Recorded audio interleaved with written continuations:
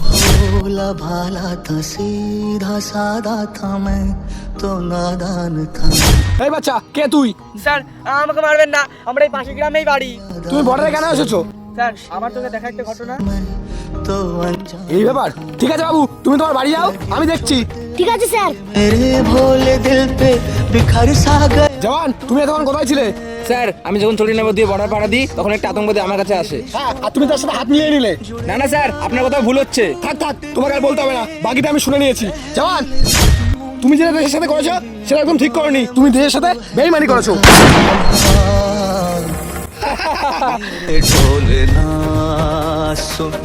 কিরে ফজি, আমার ভাইয়ের কথা শুনে ফজিকে মেরে দিলি তো? ও, তার মানে তোদের এটা ষড়যন্ত্র ছিল?